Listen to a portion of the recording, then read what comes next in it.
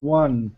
Okay, hi, this is Dr. John Bennett broadcasting from Miami for iHealth.tv. Today we have the pleasure of having Jose Guerrero. He's a medical educator or an educator from Spain, and he's written the book Mind Mapping: Introduction to the Applications of Mind Mapping for Medicine, and that's our purpose, is to find out his place in medicine. Good day, Jose. Hello. Okay, and we also have some distinguished panelists. I won't call you guys panelists. And first we'll introduce them. Simon? Hello everyone, my name is Simon Downs. I'm a developmental psychologist in Japan. I'm also a medical student, so I'm looking forward to learning how I can do better in medical school by using mind mapping. Welcome, Simon. And John? Yeah, hi, I'm a science and medical writer based out of Philadelphia area. Welcome, John. Okay, and the star of the show, Jose. Okay, Jose, why don't we start off by just telling us briefly about your background as an educator. Well, I started many years ago as being a lecturer in biostatistics at the Faculty of Medicine here in Barcelona, Spain. Then I moved to another type of industry, insurance, for many years because of many reasons, and I was mainly involved in software development, but I was also teaching every now and then. And a few years ago I started being interested in mind mapping because I thought this could be something very interesting for the future. And in fact, it's beginning to be very, very interesting. The only problem is I'm not very well known technique, because mind mapping is a technique. It's not a science, not an art, not magic, not philosophy. It's a technique to analyze and visualize complex information, and also to create complex information in a way that we can use it to communicate with other people and be sure that they will understand us. Well, Jose, excuse me, Jose, before you get into how it works, can you go into the brief history of mind mapping, when it started, who were the big names? Yes, this is brief history. Brief history, it started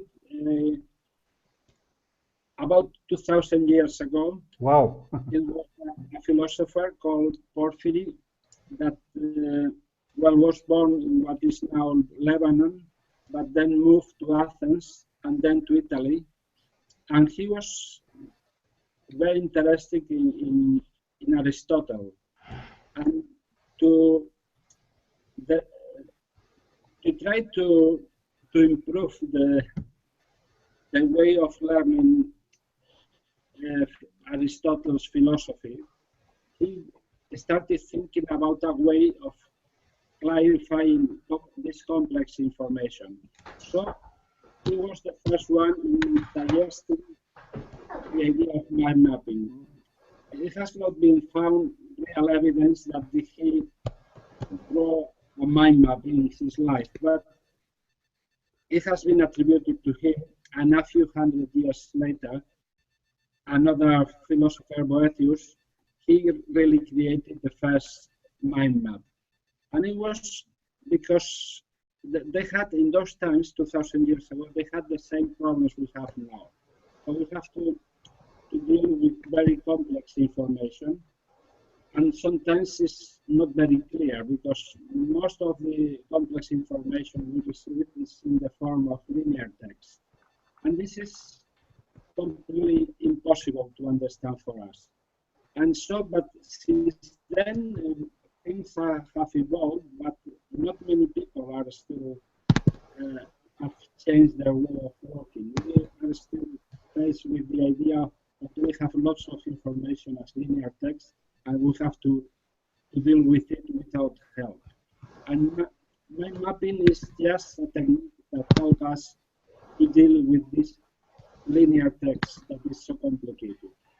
Because there is another interesting idea, is that we think with the advent of the internet, some people pretend that web pages are the solution to our information problems. But the fact is that web pages have similar problems to linear text. Is that no matter how hard we try, we cannot cope with so much information because our working memory has limited capacity. And unless we use a technique like mind mapping, there is no way of not getting lost in web pages. When you go to the internet and navigate a few pages, you, after one or two jumps from one page to another, you are lost. And it is an evidence, and it has been an evidence since the beginning of the World Wide Web, because people started moving from one page to another, and they realized that they were lost. They didn't know where they were, where they came from. So a system called breadcrumb navigation was invented. Breadcrumb navigation is a row of, it's like a secondary navigation system that we see in some web pages, because when the web pages are very complicated, so the website is very complicated, as we get lost, we need something to help us. And it's a pity, maybe, is there a way I can show you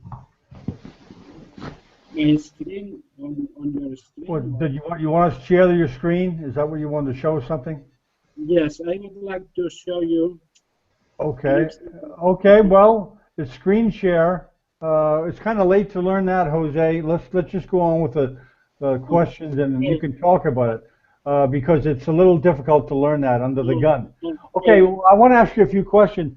So basically, mind mapping is a visual representation of your thoughts. Is that correct? Well, well, not really. We are going to be. The problem is that the person who has written more books about mind mapping, okay, a person called Tony Busan, he popularized this, but not many people like his ideas because they are a little confused. Not everything you read about mind mapping is really true. okay. So it's the association between how your brain works and mind mapping, I think, is not correct. So the brain doesn't do like a mind map.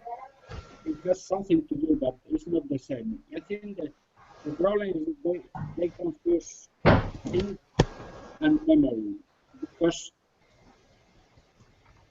it's a bit confusing, but the idea is that mind mapping is a technique to represent in a hierarchical way complex information.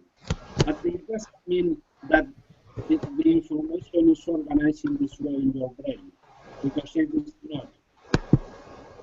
Information is distributed all over the brain, but not in a hierarchical fashion.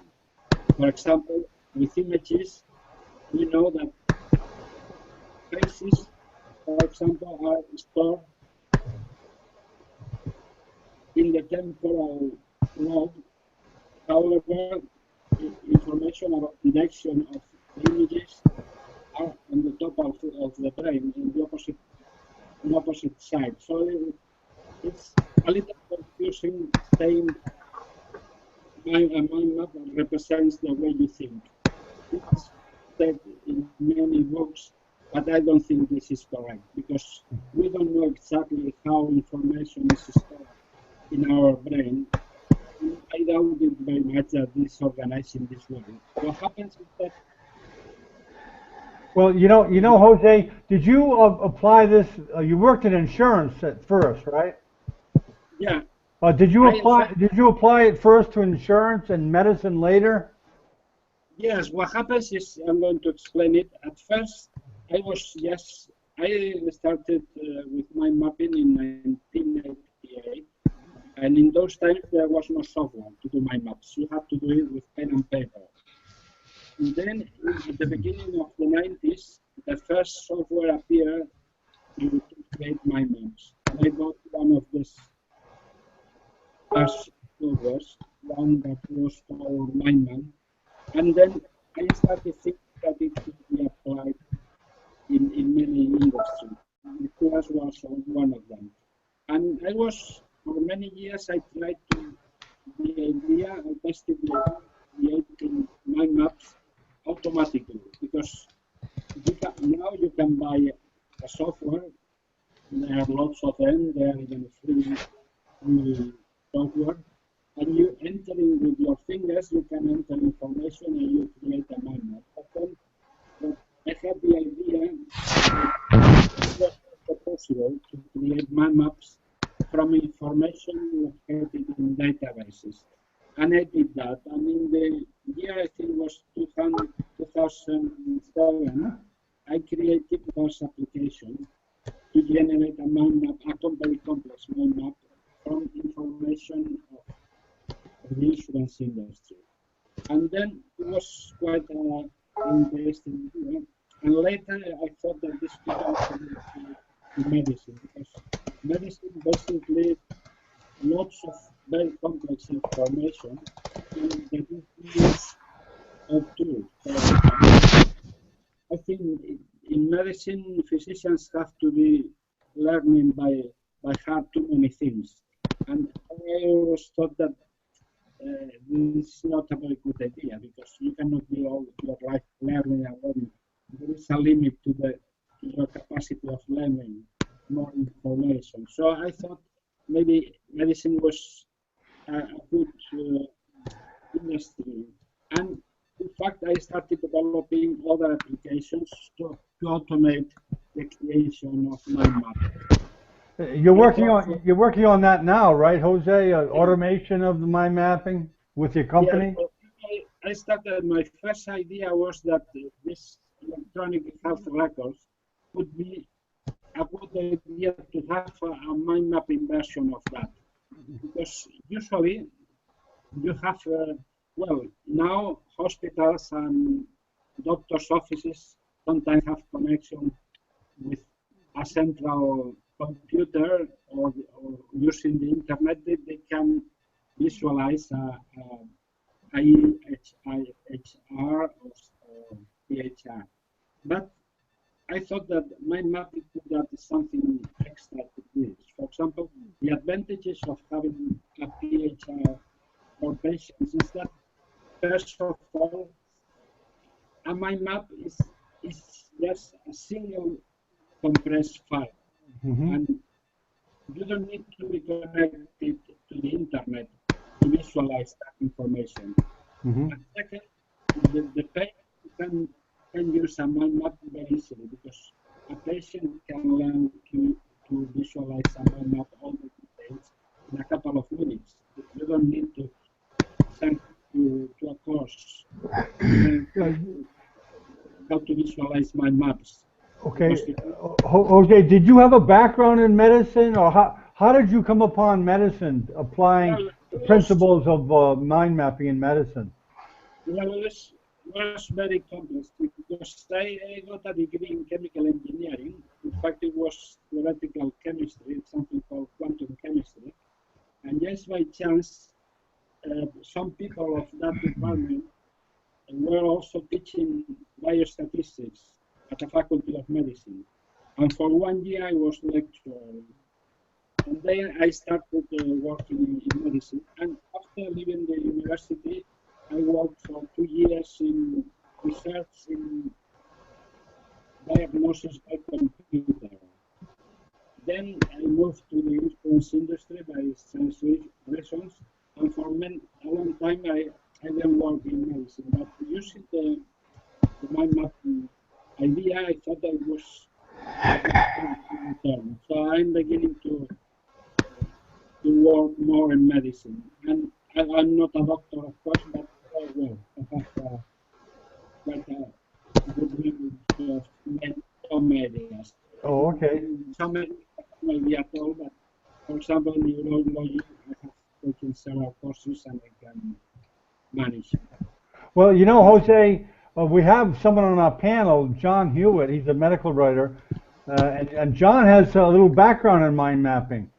Uh, Now, John, can you tell us a little bit about what you know about mind mapping? Yeah, sure. Not a whole lot, but one of my former jobs, our boss made us use something called MindJet. It's one of the big packages. I think it's fairly pricey. Yeah, I'm sure Jose knows about that. This Yes, was it was called it's MindJet. It was a few years ago, so I don't know if it's still a popular Yeah, one. it's still there. Yeah. yes, And it's we the organized our meetings and schedules and workflow just using the MindJet. It was pretty good. A little bit tedious. I couldn't do everything, Okay. but I'm sure it's better now. The other one I just played around with was FreeMind. I think it was like browser based. So it was in the cloud. You would just go to the FreeMind website, log in, and set up your mind Okay. maps there, and then Can log in on can anything. you comment on those, Jose? MindJet and free. Mindjet is the best product in the market, and Okay. now it's even better than a few years ago. To give you an idea, apparently of all the people in the world that use mind mapping software, 85% of them think that MindJet is the best product. And it's the one I'm using for the automation. So I create MindJet mind maps from databases because it's the best product, and probably there are lots of users of MindJet, probably 4 or 5 million users in the world. And I think it's the one with more probabilities of surviving in the future. Yeah. And Here's the website, Jose. You can download it for free.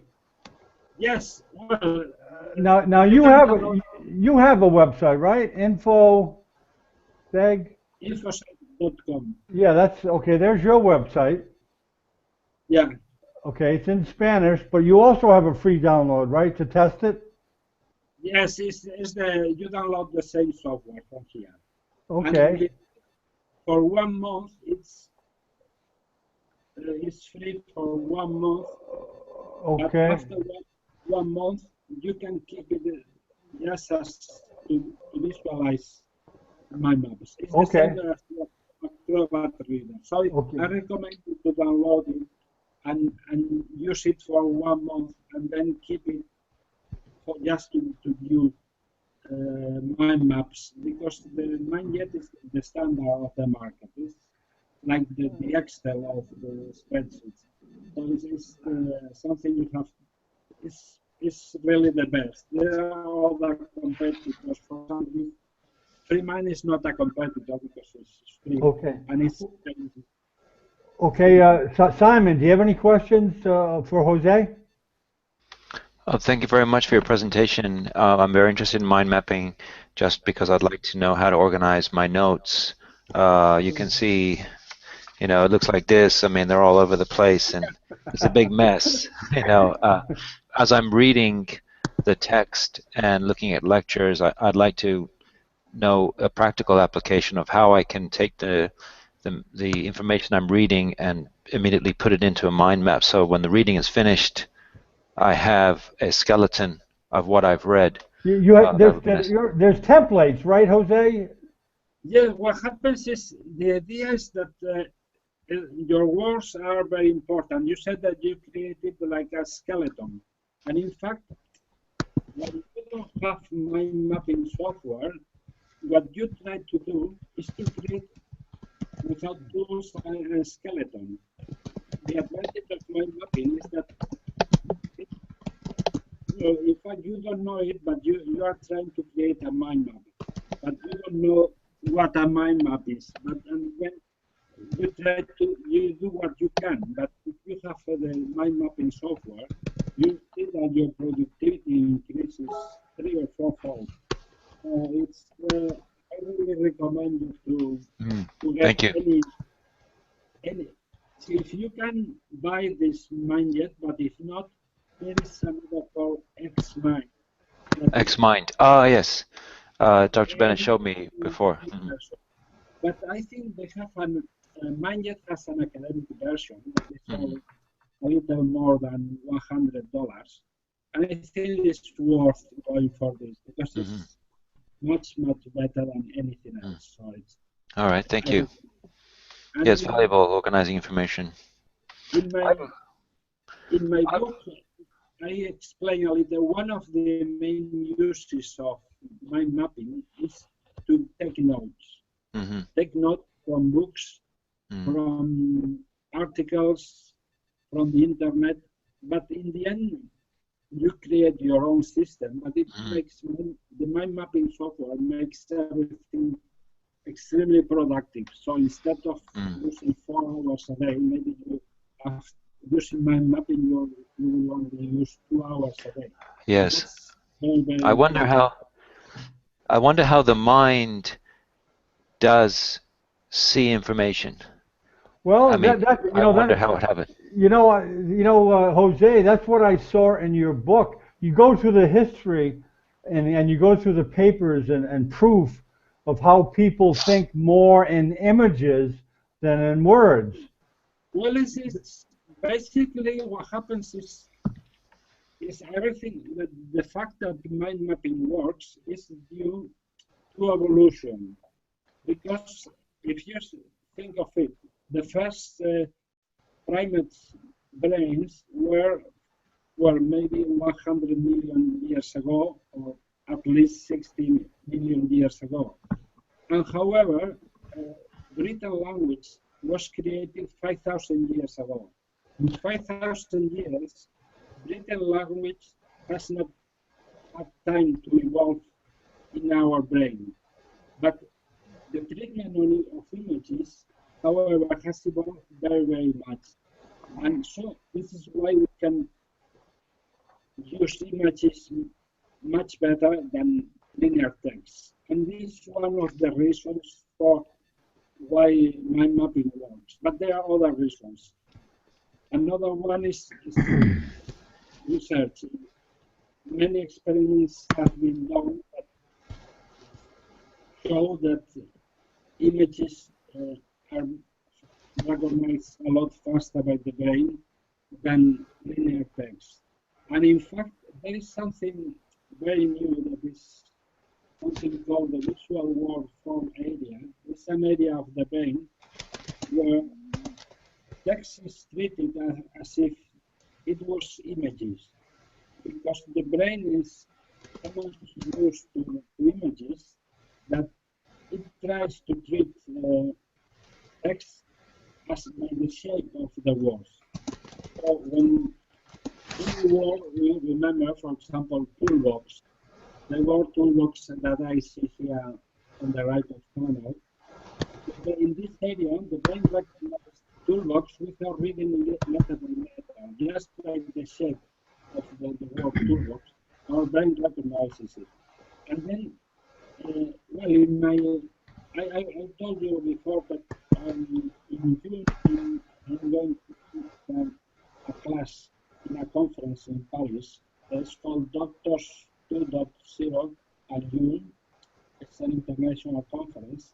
And I'm going to give a much better explanation of why mind mapping works. And it's the problem is we don't know exactly how all the information is stored exactly in the brain, but it is not in the shape of a hierarchical map. So this is, if you buy one of the books by Tony Busan, he tries to say something similar, that because information in the mind map is like 3 branches, Yes. then information in our brain is stored in this way. But the fact is, we don't know yet how exactly this information is stored. So it's like, this is similar to if someone tells you, we are all the physicians, if someone comes to you showing you a leaf from a tree, and the leaf has the shape of a heart. Yes. imagine they tell you if you eat this leaf, then it's going to be very good for your heart. You will never have a heart attack. It would be interesting to see a practical application of that, looking at a text or looking at, for example, I'm studying rheumatoid arthritis at the moment, and how to very effectively map it out. Yes, the problem is you will need probably a short course in mind mapping, because I use it, for example, for papers. I see. And in fact, you can, even a book can be compressed to a single page with a mind map. So I see. You have going to do well, it depends. Thank you. Very complicated, but you can reach the level of compressing. Well, in fact, some people say that mind mapping is just a filter for information. You filter the noise and eliminate the noise. And you get Eliminate the noise. Good. I need that. And this is what we are all looking for. Something to eliminate, because I'm not a doctor, but I see that in medicine, probably a lot of the information is noise. Yeah, there's too much information. Too much cushioning. And I'm trying to, the applications I'm developing right now, I'm trying to use mind mapping to prove that patients and physicians will live much better if they use mind mapping. For example, I have the idea that if you use mind mapping, for example, for preoperative instructions, then patients will understand it much better. And especially if you can... For the patients too, yeah. By computer. In fact, I have shown some samples of this to some patients, and they agree. They like the information much more. Or another idea, for example, every time a doctor makes a diagnosis, usually he only gives the patient maybe a prescription and a short comment. But my idea is that the doctor should give the patient a very complex, well, not complex, a very big mind map explaining everything about the illness, explaining everything about the treatment, but not only the test, but also the drug interactions, things that he can eat or not, exercise he can do. Yeah, I agree. Everything, and what happens clear. The mind map is very good, because everything you can, in a mind map, you can have images, icons, relationship between elements, but you can also add videos, for example, hyperlink to websites. So all of that is compressed in a single file that can be attached to an email, for example. So you can send a mind map to your patient with everything he needs to know about, for example, diabetes or rheumatoid arthritis.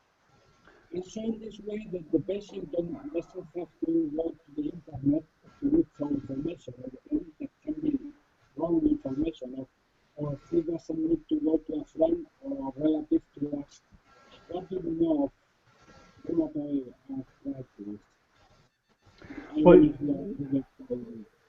Excuse me, Jose, you know, I don't know where I saw it, on your website or the mindjet.com website, but there were some examples, Simon, of how mind mapping is used in the I saw it, yeah. Yeah, digestive problems, respiratory problems. They actually give some examples. Yeah, I don't know if I saw that in your site, Jose, of the InfoSeg. You have some examples of how it's used in medicine on that website? Yes, I am sending you now a link to a SlideShare. Okay. But I have lots of samples of the applications I have developed. Okay. And it's very interesting because there are lots of them. Not 2 or 3, maybe there are 20 different applications. Okay. I recommend the 3 of you to have a look, because it's really interesting, because anything you can imagine in medicine. Uh-huh. Well, you know what we're going to do, Jose? I think we're going to end now, but we'll have another hangout, okay? And I'm going to show you how to use the screen share, and you'll be able to give us some examples. Does that sound good? Okay. Well, yeah, So this is just part one. This is just the introduction. well, maybe I just would like to hear a little bit your opinion on what you have heard. Maybe. Yeah. Okay. Well, I'm going to end the broadcast and then we'll talk about it. Okay. Okay. Okay. Thank you. Thank you.